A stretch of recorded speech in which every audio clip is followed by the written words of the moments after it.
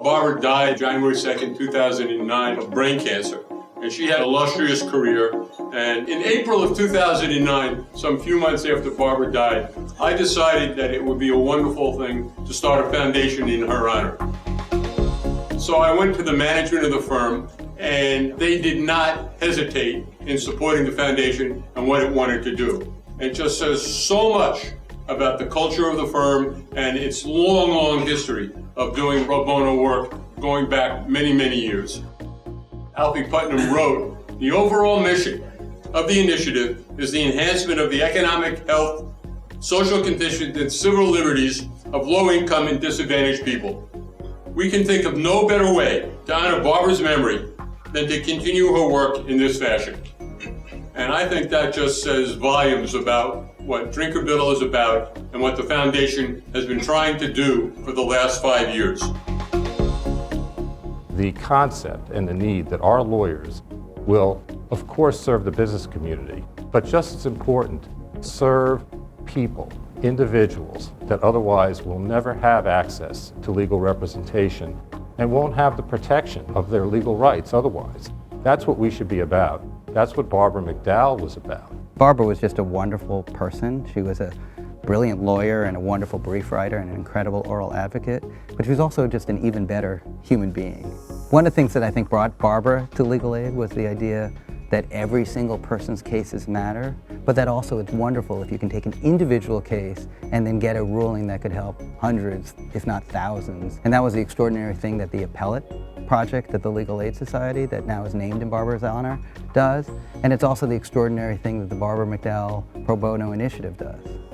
It affects, a broad community and society as a whole. You're not just fighting for an individual plaintiff, but you know that you're going to be able to do good work on behalf of a broader community. For the law firm and for the individuals working on it, it's simply extremely fulfilling to have the component of your work which has a broader impact on the community around you and a sense that you're essentially a force for good, a force for improving the community around you.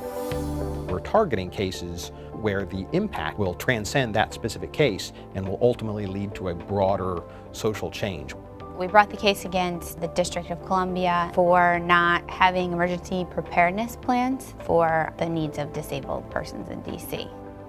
The City of Austin has a practice of jailing individuals who are unable to pay for petty misdemeanor fines. And so this is actually a pending class action on behalf of those individuals who have been jailed or face jail time as a result of their inability to pay their misdemeanor fines.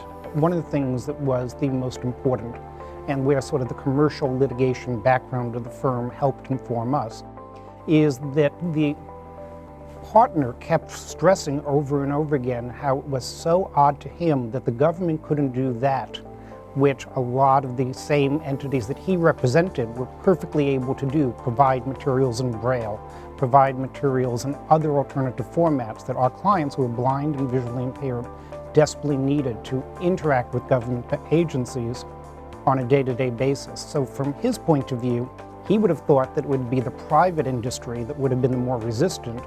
Here he was able to leverage the lessons learned from the private industry and apply them in the context of interaction with governmental agencies, and that was really interesting to us. Legal Aid Society of the District of Columbia turned to Drinker Biddle, and we worked together to ensure that the district properly implemented the Food Stamps Emergency Expansion Act of 2009. Because of that extraordinary collaboration, more than $7 million in food stamp benefits, benefiting thousands of the most vulnerable residents, were able to get additional food stamps. It was truly a wonderful legacy for Barbara, and it made it particularly poignant for those of us who knew Barbara to know that this case that went on and this initiative that is in her name was able to help so many low-income DC residents literally put food on the table. We won path-breaking decisions that are still cited nationwide in the area of domestic violence, in the area of disability law, in housing law, in administrative law.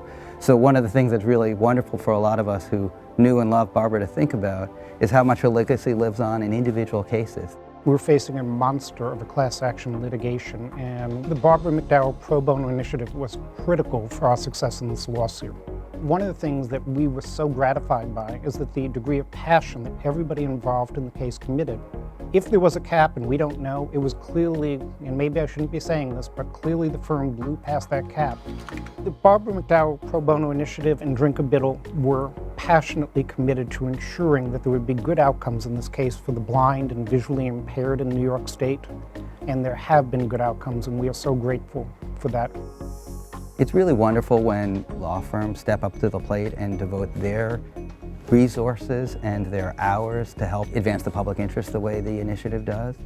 And so one of the things that I think is wonderful is this emphasis on systemic cases. And so in the future, I suspect that Drinker Biddle is going to continue to push the envelope and to take cases that really help at once hundreds, if not thousands, of the most vulnerable people nationwide. That's what Barbara McDowell was about, providing public interest in pro bono services.